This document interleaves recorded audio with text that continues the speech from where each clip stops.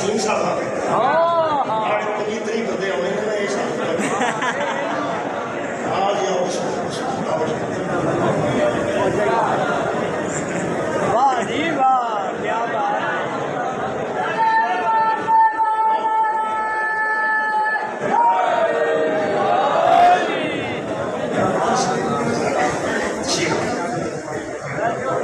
तो जो है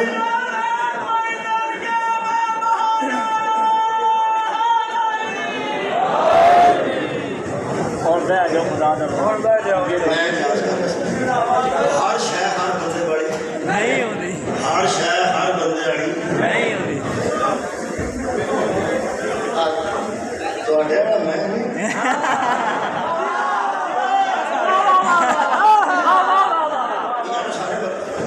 मैं सारे जिला में घड़ी लिया के अपने पुत्र को बंदा मैं अपने बेटे को पुत्र तेरे वाली नहीं जो मैं बोल रहा ये मतलब हर शह हर बंदे वाली नहीं, हर शह हर बंदे वाली